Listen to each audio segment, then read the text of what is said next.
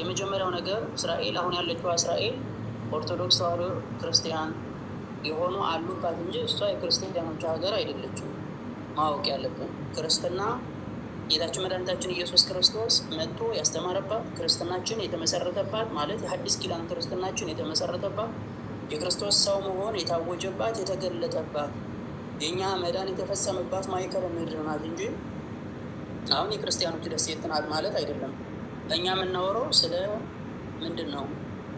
እስራኤል ዘነብስ ስለምንባል ስለ ኦርቶዶክሳውያን ክርስቲያኖች ነው ማለት ነው። በአውሮፓ፣ በአሜሪካ፣ በአፍሪካ ስላሉ እስራኤላውያን የምናወራው ማለት ነው። ስለዚህ እነሱ ሚስጥር ጠባቂዎች ነው። እሱን ተጠየቀ እምቢ አለ። ምክንያቱም አባቶቻቸው ክፋትን አስተምሯችሁ ስለነበር። በነገራችን ላይ ለልጆቻችሁ ከቻላችሁ እግዚአብሔር ከረዳችሁ የእግዚአብሔርን ተአምራት እየነገራችሁ አሳድጓቸው። እግዚአብሔር ከረዳችሁ የቤተ ክርስቲያንን ጡቷን እየጠቡ እንዲያድጉ እርዷቸው። እግዚአብሔር ከረዳችሁ አፋቸውን በውዳሴ ማርያም አፋቸውን በቅዳሴ ሙሉላቸው፣ ፍቱላቸው። እግዚአብሔር ከረዳችሁ ማርያም ፊደል እያሉ እንዲያድጉ እርዷቸው። ካልቻላችሁ ግን ክፉ ወሬ እየነገራችሁ ልጆቻችሁን በክፉ መርዝ እየመረዛችሁ እናንተ ተመረዛችሁ ባደጋችሁበት ክፋት ልጆቻችሁን በዚያ መንገድ አታሳድጉ።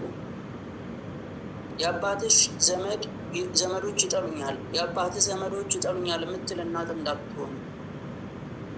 እነከል የሚባሉ ደመኞች፣ እነከል የሚባሉ ወገኖቻችንን የጨቆኑ፣ እነከል የሚባሉ ሲያሰቃዩን የነበሩ፣ እነከል የሚባሉ በሰራተኝነት ሲያንገላቱኝ የኖሩ ሰዎች አሉ እያላችሁ ለልጆቻችሁ የምትነግሩ ሰዎች በሕይወታችሁ የምትሰሩት ስህተታችሁ የሚሆነው ይህ ነው።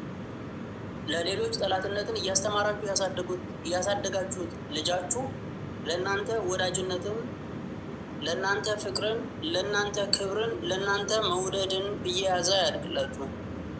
ስለ ሌላ ጥላቻ የምትሰብኩት ሰው ሲጠላ መጥላት የሚጀምረው ከእናንተ ነው። ነፍስ ማወቅ የጀመረ ጊዜ፣ ማስተዋል የጀመረ ጊዜ፣ የቃሉ ነገር ሊገባው በጀመረ ጊዜ የሚጠላችሁ የመጀመሪያ ሰው የምትሆኑ። በሰዎች ላይ ጭካኔን መስራት በጀመረ ጊዜ በጭካኔው የሚጎዳችሁ፣ የሚያቆስላችሁ፣ የሚገድላችሁ በቁማችሁ ለዚያውም መጀመሪያ እናንተ ነው። ልጆቻችሁ ሕፃንም ሆነው የምታስተምሯቸው ትምህርት ምናልባት እሺ እያሉ ይቀበሏችኋል፣ እሺ እያሉ ይሰሟችኋል፣ ወይም አይከላከሏችሁም፣ አይከራከሯችሁም።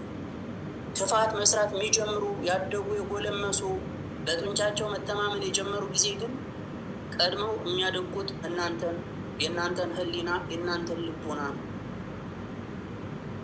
በቀል የሚጀምሩት ከእናንተ ነው እያልኳችሁ። ስለዚህ ምን እናደርግ? ልጆቻችንን በተቻለ መጠን መልካም እንንገራቸው። ባንነግራቸው እንኳን በራሳቸው እንዲያውቁ እንተዋቸው ማለት ነው። ዞሮ እነ ኪራኮስ በዚያ መንገድ ያደጉ ስለነበሩ ለሰው መልካም የክርስቶስን መልካም ነገር ማስተማር አይፈልጉም።